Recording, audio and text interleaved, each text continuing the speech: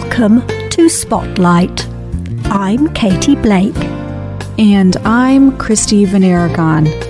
Spotlight uses a special English method of broadcasting. It is easier for people to understand no matter where in the world they live.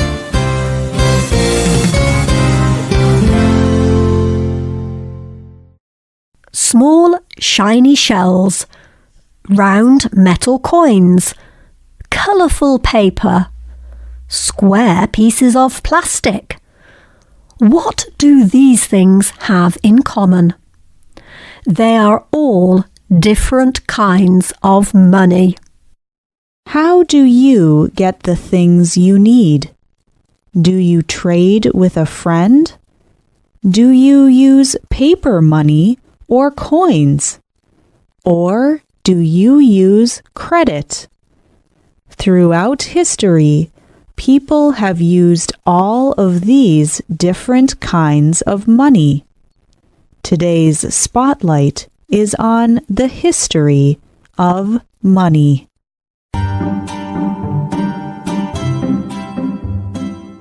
Trading is one of the first ways that people have gotten what they need.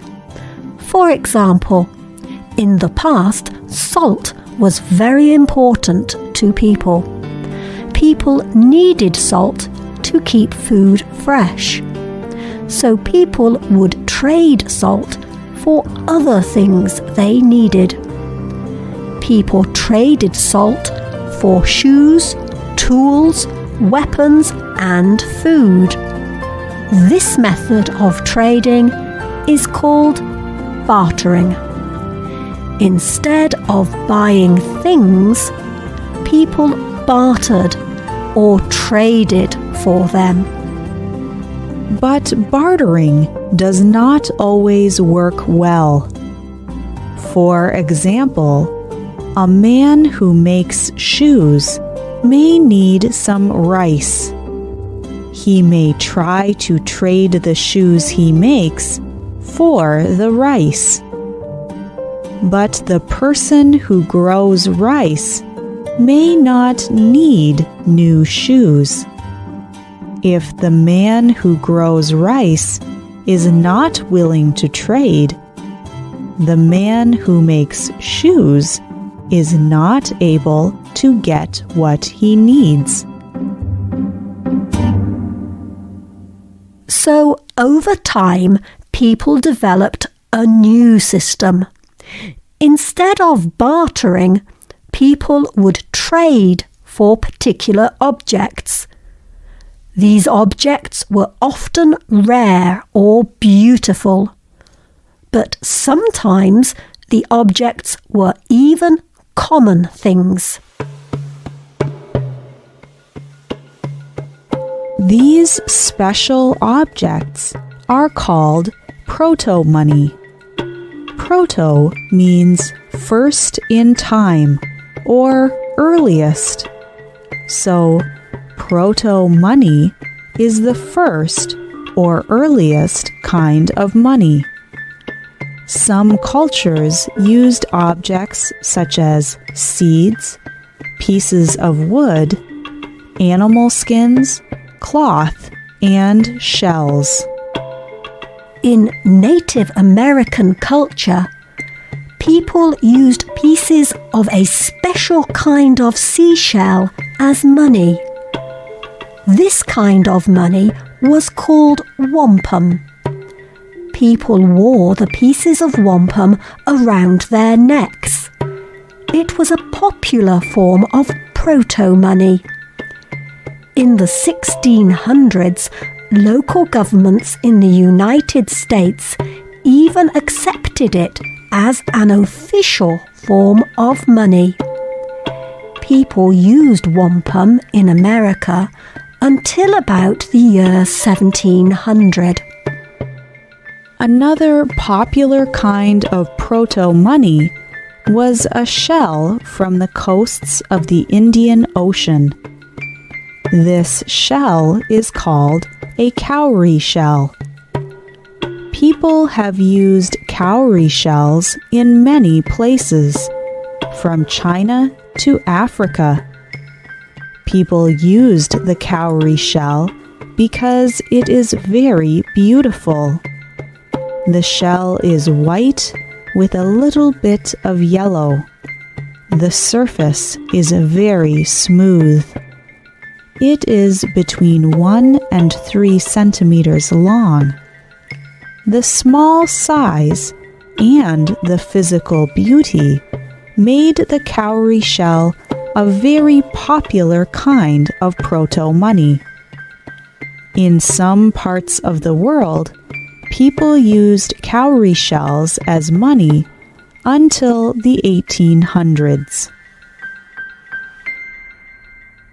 However, the most popular kind of proto-money was metal. The ancient Egyptians weighed amounts of metal like gold or silver. Each amount had a particular value. The Egyptians used gold and silver because of their beauty. These metals were purer than other metals like iron. People bought things for different amounts of metal.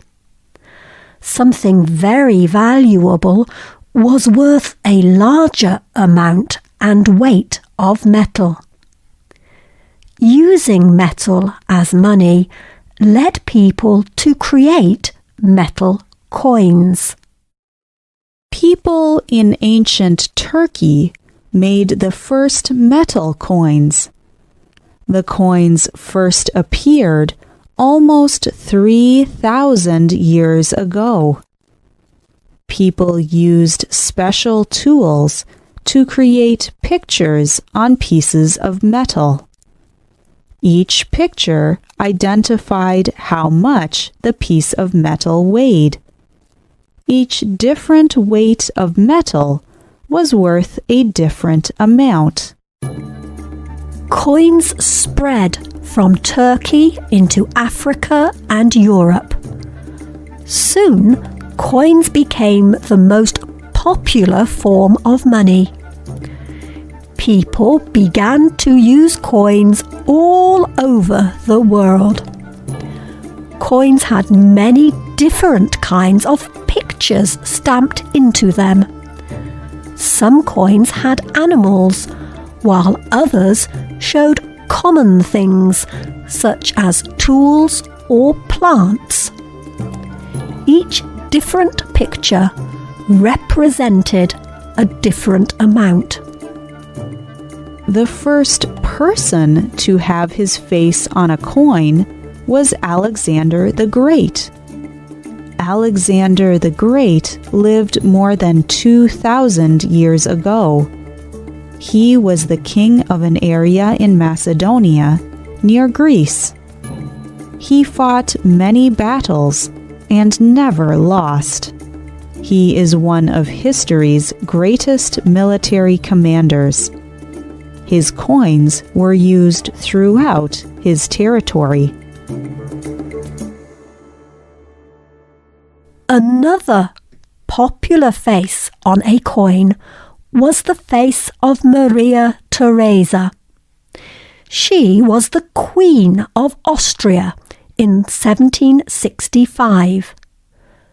Her coin was so popular that people used it in countries outside of Austria. People in Arabia and Africa began to use the Maria Theresa coins as money. Some people even believed that the Maria Theresa coins had magical powers. People used these coins in parts of Africa until 1924. Even though coins were so popular, it was not easy to carry a lot of coins a far distance. They were too heavy. The Chinese were the first to use paper money instead. They started using paper money more than 1,000 years ago. This new paper money was easier to carry for long distances. Hundreds of years later, Europe also began to use paper money. In the beginning, people wrote paper money by hand. But as time went on, governments took over the job of making money. If paper money became damaged or too dirty, a person could trade in their old money for new money. If they needed to, they could also trade in the paper for its value in gold or silver. Money has continued to change, even in recent times. In some places, people rarely use money. Instead, they use thin plastic credit cards. Using a credit card, a person borrows money from a bank when he buys something. Then, at the end of the month, he pays the bank. This makes it easy to spend money. Money experts say that it is too easy. When people use paper money or coins, they spend less money. When they use a credit card, people spend more money, even too much money. This leads to debt. The person owes money to the bank. What will money look like in the future? Experts think that soon everything will happen electronically using computers. This digital money will replace physical money. This is already happening. But in most places, people still use beautiful, colourful paper money and shiny metal coins. People from long ago may have never imagined all the different and new ways that people can pay for things today. We have come a long way since the days of bartering. What kind of money do you use?